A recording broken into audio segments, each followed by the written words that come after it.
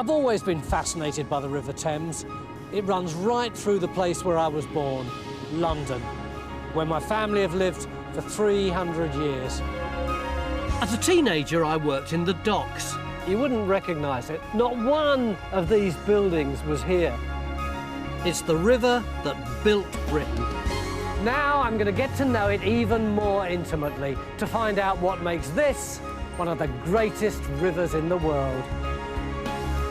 I'm following it from source to sea along the Thames Path National Trail, Europe's longest riverside walk. Is that water? From its humble beginnings in Gloucestershire... I could look at it for hours. ...to down river. Would the boats come down on this? Yeah. Where I learn how we tamed the Thames. It would have been chaos, wouldn't it? It would. For trade... Wow! This is all sugar. It's like the pyramids. And pleasure. You can really imagine, can't you, being Victorian, leaving work on Friday afternoon, getting back after lunch on the Monday. I'll meet people whose lives revolve around the Thames. I'm a porter, Tony, fish porter, man and boy. I think we'll make a boat builder out of you yet, Tony. Yeah, sure. And over the course of my 200-mile journey, I'll witness an extraordinary transformation. From a trickle in a field to the lifeblood of our capital. Money, money, money, money everywhere.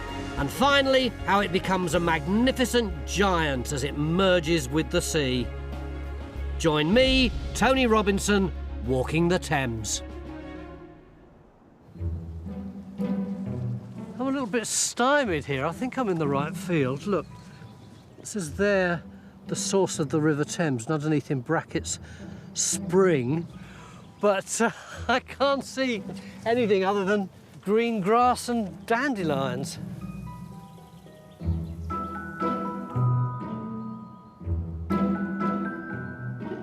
The source is not what I imagined. I'm in the next field now. There is something kind of grey and square there. Can you see it? That could be an inscription. Oh, yes. It's definitely something. It's almost impossible to read what it says. This stone was something, something, something, source of the River Thames. That's it, isn't it? Here we are, Thames Barrier, London, 184 miles, 294 kilometres. But it is a bit of an anticlimax, because look, source of the Thames, no water whatsoever.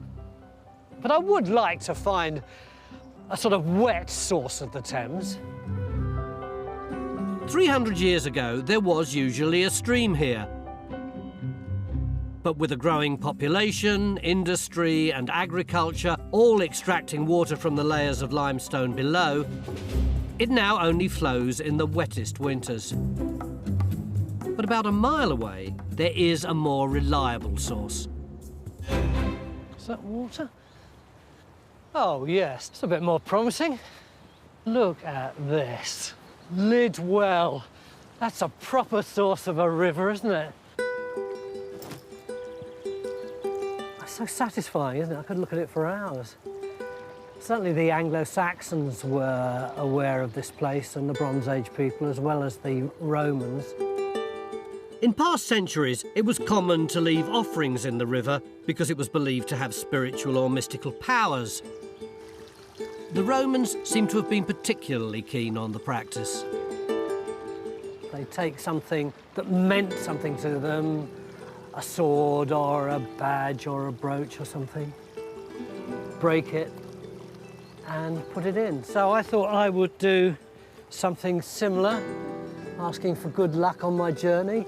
This is a spoon that was among the things that I got when my mum died. And I remember it vividly from when I was a kid, eating the old boiled egg from it.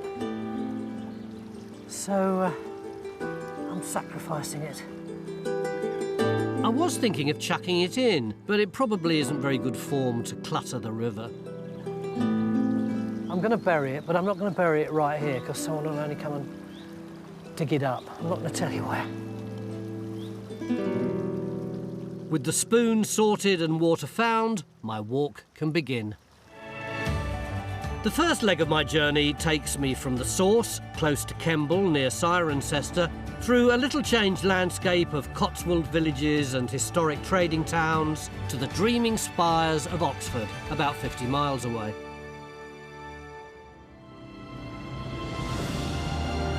I'm following the infant River Thames. Right now, it's hard to believe it's had such an influence on Britain. But within a few miles, the trickle has already grown to a fast-flowing stream. On its journey to London, the River Thames travels at between 2.5 and 3 miles an hour. So by my calculations, it should be going through the Thames barrier. There he goes, in just 3 days. There's no way I can keep up with that stick. It takes even seasoned walkers around 12 days to reach London. The first village on the river is Ashton, Keynes, south of Cirencester. It's best known for the 16 bridges that straddle the Thames to access houses on the main street. And it's got some reminders of a violent past. It's a 14th century cross that had its head whipped off by Cromwell's men during the English Civil War. The puritanical Roundheads deplored symbols of Catholicism, and 4 crosses in the village suffered at their hands.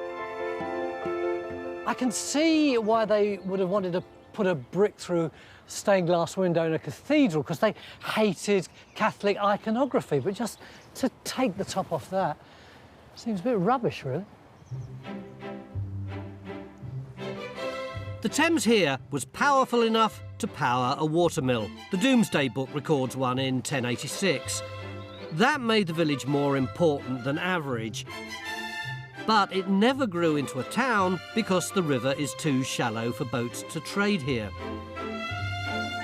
That's why the heart of Ashton Keynes has remained largely unchanged for centuries. These images were taken over 100 years ago. And going round, there we are. It really hasn't changed much. There's a phone box and a car. That's about all the differences are. Local historians believe postcards like these were sent to soldiers fighting in the trenches of the First World War to remind them of England and what they were fighting for. This is the quintessential English village, isn't it? You half expect a load of Disney peasant women to leap out and start singing a song. In these upper stretches of the Thames, you can clearly see the river's floodplain in its original natural state. In long periods of wet weather, it's normal for the Thames to overflow its banks, and because the surrounding meadows haven't been built on, they can absorb the water rather like a giant sponge. When it's tipping down with rain like it is now, it's important to know how fast the river's flowing, whether it's flooding, whether its banks are being eroded, in order to protect the villages and towns along the Thames. So I'm about to meet a group of hydrologists who know that sort of thing and are using the most modern tech in order to understand the river. Downriver, where many of the meadows like these have been built on, there's less capacity to absorb water that overflows the river banks, leaving homes and businesses at risk of flooding with potentially devastating effects. Work to prevent that is the responsibility of Environment Agency scientists like Nick Everard. Oh, terrible old weather today, isn't it? Oh, yeah. Well, this is job security for us. Without the rain, we wouldn't have a job. And what is it you're doing? We're trying to understand the total flow rate of the river so that we can understand how to balance the flow of water down the river for water supply, for agriculture, for the environment and ecology. And in times of high flow, we need to manage flooding and understand where to put flood defences, but also forecast and understand the magnitude of future events we might have. To help achieve all this, the scientists use an acoustic radio-controlled boat with an onboard sensor to detect water depth and speed. The agency also monitors water quality, and Rachel Lechlade is testing for indicators of rural pollution, such as sewage, slurry and fertiliser. We can measure the temperature of the water, the conductivity, the pH, and also the ammonium. That's the poo and the pee, isn't it? Exactly, Yeah. that is. So human waste or agricultural waste, it helps us to see the quality of the water. And it's taking a reading right now? It is. Would you like me to get some data up for you? So here, each line represents a different parameter. What's that spike there? This is turbidity. So In this is what? Turbidity. If you have quite heavy rainfall, it can stir up lots of the dissolved organic material. And Like turn what, being- mud? Yeah, mud, whatever's being kicked up in the water. The orange line here is the ammonium, like you mentioned earlier. The poo and the pee. Exactly. And then you've got the blue line. This is a nice dissolved oxygen. If you start to see levels dipping down quite low, that can cause fish kills. And you can see that's reading 97.3%. We've got a healthy river. We do indeed. Just along the bank, the sensor on the boat has now relayed its data back to Nick. We finished the measurement and we can see how much water's going down the river. Yeah. It's 15,000 litres a second. Put another way, it's 15 tonnes of water every second. In the summer, this can get as low as 1, but in a flood, it can get up to about 80. So essentially everything's under control. Everything is under control. The river's behaving exactly as we'd like it to, so everything is good. It's good news today, but the Thames has the most densely populated river basin in the UK, with 13 million residents, so continued monitoring is vital. That boat's a real asset. Is it particularly complex to operate? It's very simple. So simple that, dare I say, you could have a go yourself if you'd like It would to. have to be very simple. It for is, me to- believe me. All right. I haven't done one of these before. This one is power, so forward makes the boat go forward, backwards makes it go backwards, and this one is steering with rudders. And you get the idea, it's very, very easy to drive, and that's a beautiful circle you've just driven on the Thames to prove the point. Well, And you've you've got- just discovered the boat can go quite fast. It as well. can, can't it? So do you want to give it a top speed run? Yeah, So yeah. get it pointed straight upriver, and then push that one all the way forward. Whoa! Go, my son! Go, Now, my we'll just son! steer it a little way away from the bank. I love your nervous laugh. Yeah, you know, it's not that cheap, the boat that's out there. How much did it cost? The boat is about £15,000, and the sensor on it is rather more than that. It turns out I'm driving 40 grand's worth of kit. Let's come back towards us. Which one do I push to get My it laugh back? is getting more nervous by the minute, isn't it? But shall I bring it back and then you can take I can control? do this. Oh, And then now man. Now, um, forward on that forward, one. Phil. And is it just, yeah, it looks as though you knew exactly what you're doing. I did. Oh, that was great. Actually made a rainy day very fun. Oh, good. Thank and you the both. rain's even stopped. The sun's trying to come out. Look at that. What a joy. We'll go back in any moment. Coming up, my walk stumbles into hostile territory, I'm a friend! I'm a friend! and a fishing trip Champione. turns bizarre. Bob has actually taken photographs of me in the nude. I have, right? I'm afraid. Yeah. I'm following the mighty Thames from its source right down to the sea. I'm now about 23 miles downriver near the town of Lechlade, a significant point on my journey. This is the Thames, of course, but over there, beyond that weeping willow, is its tributary, the Colne. It's one of 38 main tributaries along the length of the river. And where the Colne joins it, suddenly the river gets much bigger. In fact, this is the official start of motorised navigation on the Thames. And what that means is that for the last few hours, I've seen virtually nobody, but up ahead, there'll be loads of people.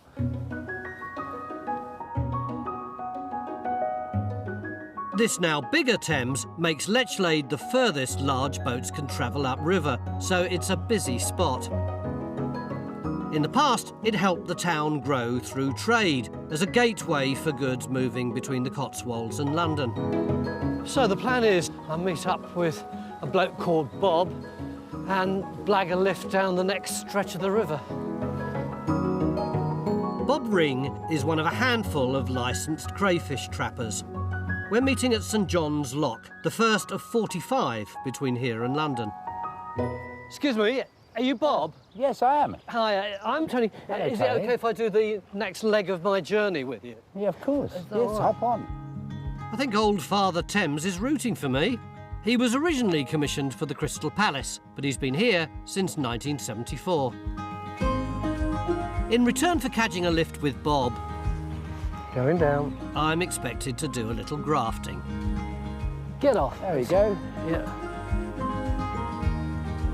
The original lock on this site was built in 1790, part of a series of works that allowed larger boats to navigate up the Thames, making the river the trade superhighway of its time. It used to be incredibly busy years and years ago. From Lechlade, you could go all the way down to London. But in the late 18th century, they built the Thames and Severn Canal, which came through into here. And once you'd got that, then you could also go east-west, right down as far as Bristol, which meant there was loads of traffic coming here. You got, oh, excuse me, you got, you got cheese and you got wool and you got stone. Well, the stone that actually built St Paul's Cathedral came down here. Hugely busy. You'd never think it now, would you? From the mid-1800s, the coming of the railways made boat transport of cargo ever less financially viable.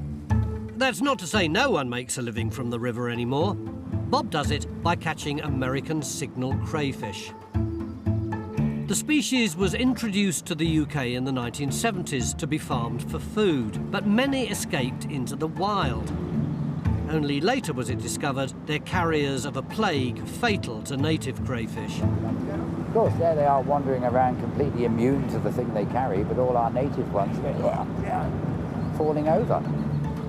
On the Thames, the problem is currently so severe, it's thought native crayfish have declined by over 95%. These you've pulled out of the river? Yep. And these are American? These are American signal. What does the signal mean? It refers to they've got these sort of white knuckles, and it's seen that they're sort of almost signalling to each other. So when that one's waving whatever. its little claw now, Yeah. it's showing us the little white flash. He is, or he's doing, Signalling. making some sort of gesture anyway. Some sort of gesture indeed. Bob does crayfish removal to try to keep the pests under control, and he's developed a niche market, selling some of the catch to restaurants and making dishes such as Louisiana gumbo for events and festivals. I do the gumbo at Glastonbury, right? Do That's you? a big seller. I was the Sustainable Trader of the Year in 2014. Hey! They always give me a bit The of Glastonbury Sustainable Trader That's of the right. Year. Something's been bugging me, and as we set off to check the traps set last night, the penny drops. I didn't realise this, but this is absolutely true. I didn't recognise Bob, but we had known each other 30 years ago. He used to be a publicity photographer.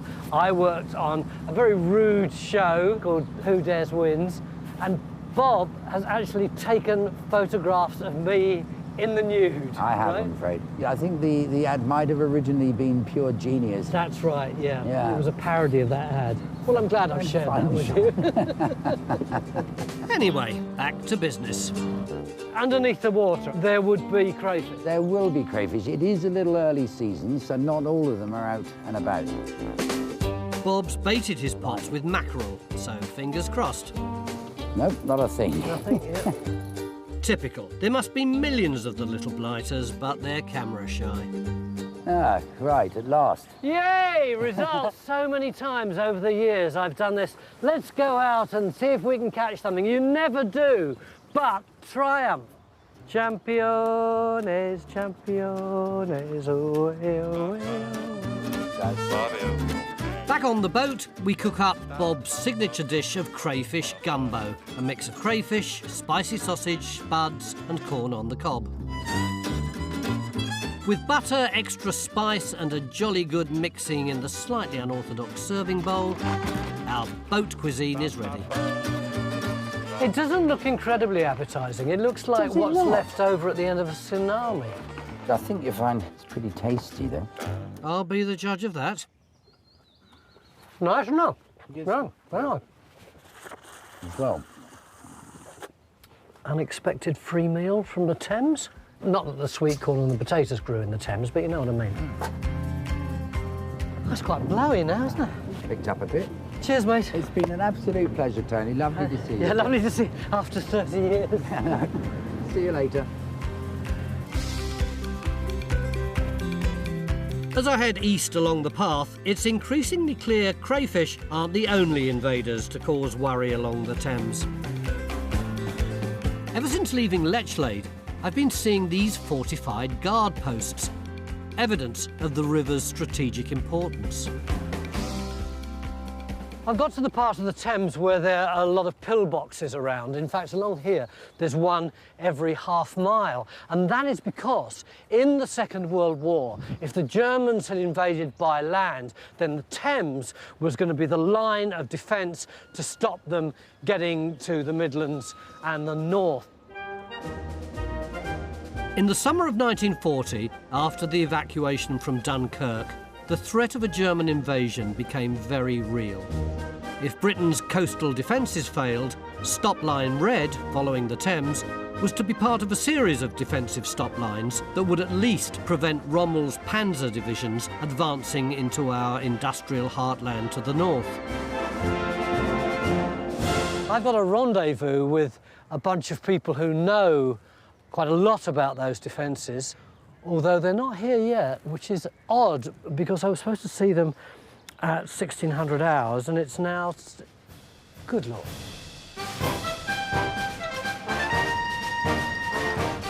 Bill King and his reenactors honour the memory of the men who defended this area with displays each summer. I'm a friend! I'm a friend! Oh, Bill, you saved me from a terrible fate. Can we go and have a look at these guys? Who were they? Who would they have been? We're now looking at members of the Oxfordshire Home Guard. Dad's army poked fun at the Home Guard, but in reality they had a deadly serious mission: to hinder a German invasion. Men with crucial civilian jobs, or those too young or old for the regular forces, could volunteer, and by July 1940, 1.5 million had done so. These two have got different coloured hats on. These two are Upper Thames Patrol. The patrol was formed prior to the Home Guard, so these two have got seniority over the others from that point of view. And what was their job? To look after the river, to make sure that the locks and the weirs are protected and not sabotaged. If the Germans had invaded, what would they have had to do? Oh, literally, this was going to be the last ditch, the defence. And so the pillboxes would have been hard points, but their task literally would have been to blow the bridges. If the enemy are coming from the south, their job is to prevent them from crossing the river. As well as blowing up the bridges, the brief was to open the weirs and locks so the surrounding land would flood and bog down a mechanised invasion. Who would have built the pillboxes? Would it have been guys like this? Oh no, these were all done by either civilian contractors or by Royal Pioneer Corps. It was done in about 6 to 8 weeks. How many did they make in 6 to 8 weeks? About 5,000. Wow, it must have been frenzy. It was. But they were never used because the Germans didn't invade. The Battle of Britain took place. The enemy never got air superiority, and as a consequence, they were never able to cross the channel. But these guys would have stopped them, wouldn't they? Oh, absolutely. Fine body of men. Shall we put them through their paces? Oh, definitely. Yeah. I think so. Upper Thames, stand fast. Oxfordshire Home Guard. Fix! Bayonets. Attention!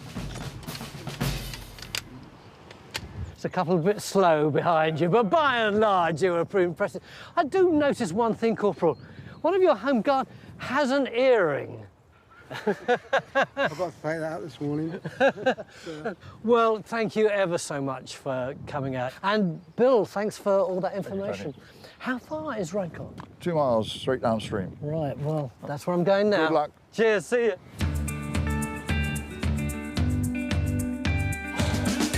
Coming up... Oh, wow, loads of them. Restoring the river calls for some fishy business. You're gone with them. Hey, he's gone. Taking a toll turns out to be fun. Thank you. And lucrative. Don't shake my hand, take my money. OK.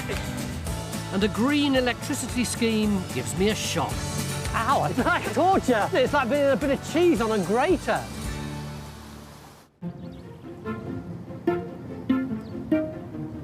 In my journey along the length of the Thames, I'm looking at a river that's dramatically different from the one I grew up with.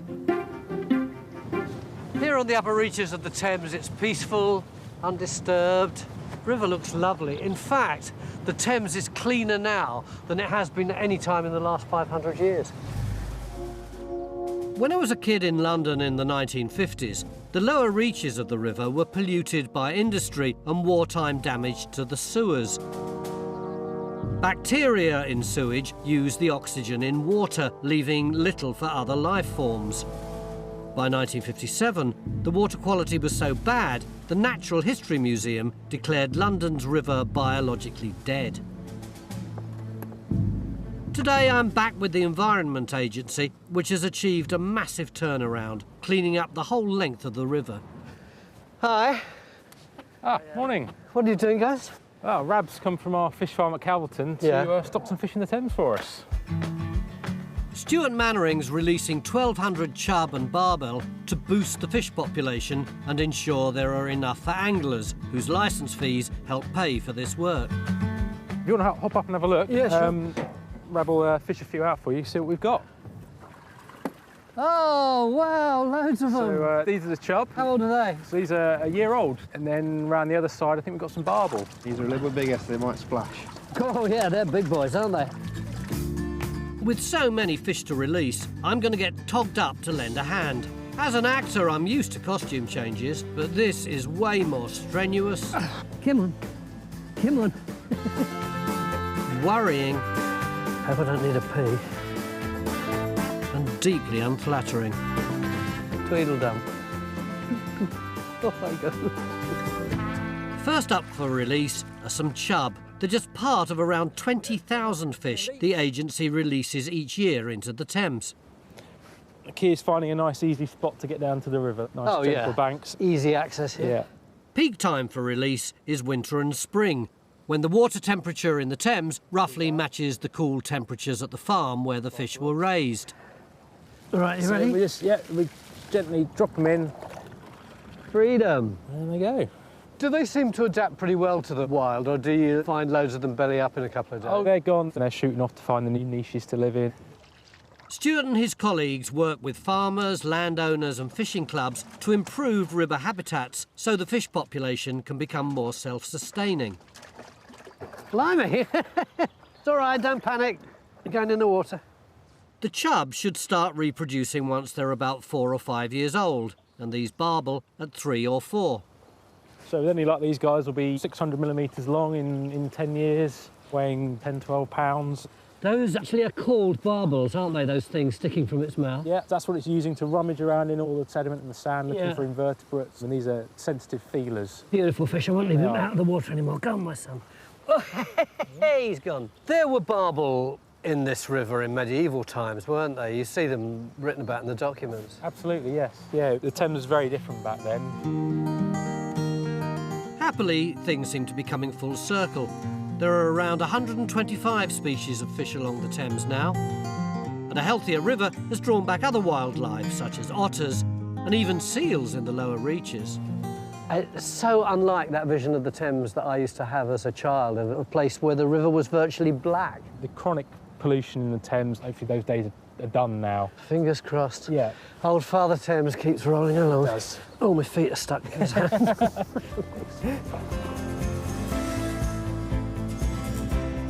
Having extracted myself from the mud, there's a peaceful 16 miles to my next stop.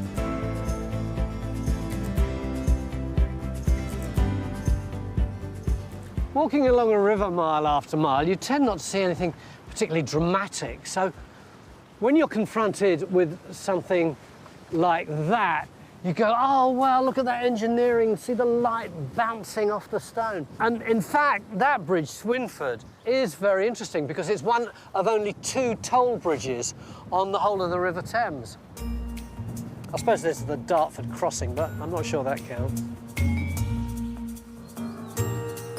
Before the bridge was built, there was just a ferry. The story goes that King George III received a right royal dunking after his carriage slipped off the ferry and into the river. He was not amused and got the Earl of Abingdon to foot the bill for a bridge. In return, the Earl got the right to collect tolls entirely tax-free forever. Sounds like something I should try. Thank you.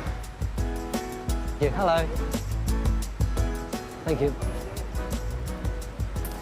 Tax-free for life, that's not bad, is it? It's up. No wonder that when the bridge was sold in 2009, thank you, it went for £1 million. I mean, think about it, 5p for a car, 20p for a bus top. I reckon I must have made £1.40 in the time it's taken to tell you that. It may roll in fast, but I've got to hand it over. The bridge has a toll house, and in it lives the manager, Paul Batty. Don't shake my hand, take my money. OK, well done. The house comes complete with this idyllic garden. Which side are you going to sit? Let's get the... How much do we do? Money. That's not bad, is it? 10 minutes work. How long do you reckon they've been tollmen here? The bridge opened August 1769, and they've been collecting tolls ever since. Under the original Act of Parliament, which I've got a copy of here, for the Earl of Abingdon. And it was tax-free? There was very clever wording that was put into the original Act that said forever. The Act details the price for anything to cross the bridge. Any carriage with 4 wheels, the sum of 4p. With less than 4 wheels, the sum of 2p.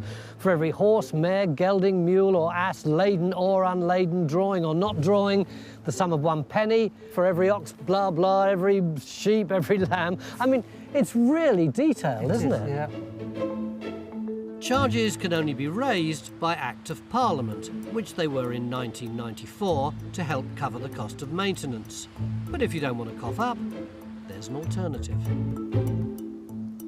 We close at 9 p.m. at night. Ah! So it's all free at night. Do you ever get people waiting at 8:55? On a Wednesday, my friend, he waits till 9 o'clock before he comes down.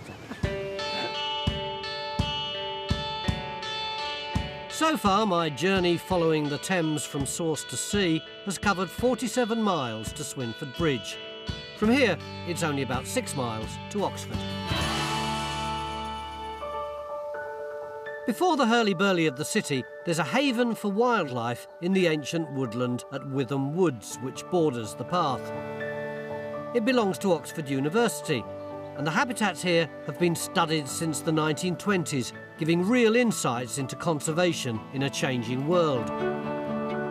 Further on, just to the west of the city centre, there's another project that's all about creating a more sustainable future.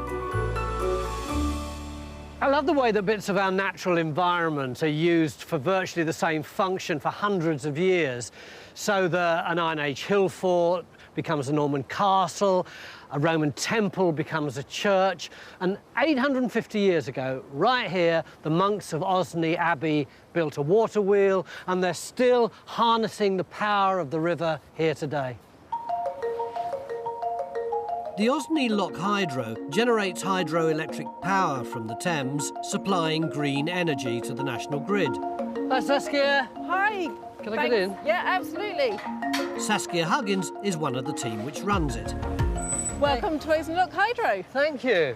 Come and have a look. This is basically a pretty small building with a great big screw running through it, isn't it? That pretty much sums it up, yeah. If we get closer, we can see what's going on. I wasn't wrong, was I? It really is a big screw in a small box. Absolutely massive. This giant 11-ton hunk of metal is being turned by the force of the river to create electricity. It has 4 blades and it's over 4 metres long. It's actually a really ancient technology. Archimedes screw, yeah. It's exactly the same technology.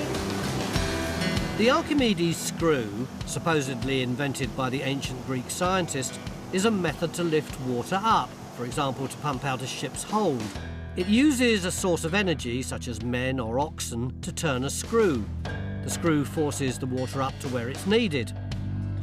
At the hydro, that principle is used in reverse to create energy. Instead of us putting power in to turn the water up, we're using the power of the water to turn the screw, which we're then turning into electricity. At this point on the Thames, tributary rivers such as the Churn and the Windrush, as well as the Colne, have all joined, boosting the volume of water. There can be up to 50,000 litres per second flowing through, but it varies dramatically. So here you really get to appreciate the force of the water as it's flowing over this point of the river. It's a real gush, isn't it? This is a community project. The lion's share of the start-up costs was funded by local people. Yet in an average year, it generates the equivalent of enough electricity for 55 homes. Osney Island resident Dr. Barbara Hammond has been heavily involved. You were actually there at the start of this project, weren't you? Yeah, way back in 2001, we asked the community on Osney Island whether they wanted local renewables, and they all came back and said, well, we want hydro at the weir. Will it actually generate more money than it costs? Yeah. This project is a 40-year project, but over its lifetime it should raise well over £1 million for a local environmental project. The hydro's been running since 2015, and it could be a blueprint for similar projects elsewhere on the Thames. This one relies on daily maintenance by volunteers. We have a trash screen to stop big things going into the screw and breaking the screw, and we have to keep that trash screen clear in order to keep the power output at its optimum for the river conditions. I'm getting a funny feeling where this is heading. And we haven't cleared the trash screen yet, so we were wondering if you might like to help. Thought so. The great thing about being in show business is the exotic jobs you get asked to do. I'm going to clear the trash screen. There's some rather fetching safety gear to don. And a choice of tools. Which would you like? I rather like this because it's more medieval. Yeah. I've no idea why I need a yoga mat. Yeah, really good. But the ladies seem suspiciously cheerful. Ow, it's quite sharp, isn't it? It's all designed to be non-slip. Yeah. Not great for your knees. Typical male reaction. I thought, I don't need a mat, that's a bit girly, but it's like torture. It's like being a bit of cheese on a grater. While they watch in comfort, I have the joyous task of hooking debris away from the screen so it's harmlessly swept clear of the screw. It's a great workout. Do you ever get really big things caught in this? We had a really disgusting thing last week. It was a dead sheep. Oh, you're joking. No. There we go. Hey. Oh, it's going back in again. Get away. I'm really admiring this thoroughness. Oh, great. Fantastic. I feel you're patronising me slightly. What we're trying to do, Tony, is keep the water level across the trash screen. Yeah. So it's beautifully level now, so thank you. Don't call me if there's another sheep, will you? Twigs I can handle, but before anything nasty floats my way, Lovely to meet you both. I'm going to bid farewell. Thanks so much for your help. Power to the people. Bye then. Thank you. See you. Bye. Coming up, Oh, stuck in the tree. the working boats that became a favourite for Victorians at leisure and a challenge for me. We're going down the river very efficiently, although sideways.